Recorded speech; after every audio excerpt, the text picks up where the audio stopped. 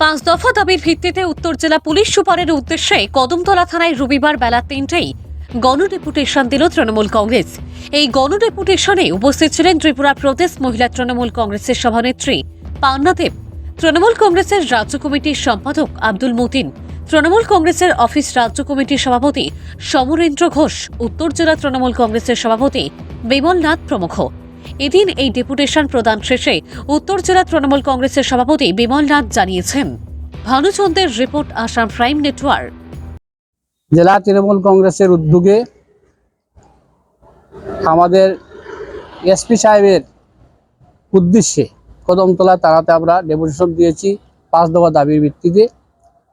আমাদের মূল দাবি হলো কদমতলাতে 2021 সাল থেকে শুরু করে এখন পর্যন্ত বিভিন্ন সময় দাঙ্গা হাঙ্গামা হচ্ছে। কিছু ষড়যন্ত্রকারী লোক সেই দাঙ্গায় সৃষ্টি করছে। এদেরকে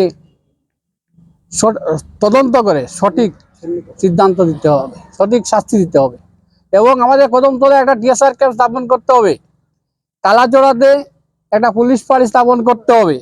আমাদের সাম্প্রদায়িক ঘটনায় কদমতলা বাজারে যে লোকগুলি ক্ষতিগ্রস্ত হয়েছে তাদেরকে ক্ষতিপূরণ দিতে হবে।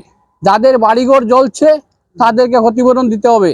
মন্দির মসজিদে সাহায্য করতে হবে এবং গন্ডাছড়াতে যে গন্ডগোল হয়ে গেল জাতি উপজাতিদের মধ্যে, তাদের বাড়িঘর ছেড়ে ওরা উদ্বাস্ত হয়েছে, তাদেরকে পুনর্বাসন দিতে হবে।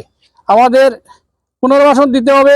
পাশাপাশি আমরা একথা উল্লেখ করছি, গন্ডাছড়া যে ঘটনা এবং কদমতলা যে ঘটনা, এই ঘটনা সঠিক তদন্ত করে একজন বিচারপতিকে দিয়ে, আদালতের বিচারপতিকে দিয়ে তদন্ত করতে হবে এবং রাজ্যে খুন, সন্ত্রাস, নারী নির্যাতন, নিরীহ মানুষের উপর অত্যাচার, জুলুম বন্ধ করতে হবে এবং কদমতলাতে পুলিশের নজরদারি বৃদ্ধি করতে হবে।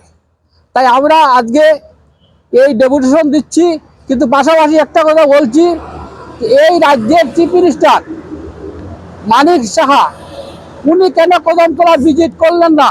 মানুষের সুখে দুঃখে উনি কেন আসলেন না? আর যারা এসেছেন তাদেরকে উদ্দেশ্যে আমরা বলছি, তারা একবার দেখছি আমরা সিপিএম কংগ্রেস মিলিতভাবে ডেপুটেশন দিচ্ছেন, আবার একবার দেখছি সিপিএম এর নেতারা আসছেন, কংগ্রেসের নেতারা আসছেন, তাতে একসাথে আসতে পারতেন। আজকে আমাদের বক্তব্য হলো, আমরা বিংশ শতাব্দীতে এসে কদমতলাতে যে ঘটনাটা দেখেছি, আমি আজকে আমার বয়স 55 বছর চলছে, আমরা এই ঘটনা দেখিনি। এই ঘটনাটা মর্মান্তিক এবং দুঃখিত এবং মানুষ শিক্ষিত সমাজে আমরা আছি এবং এরপরেও যে ঘটনাটা ঘটছে অত্যন্ত দুঃখজনক।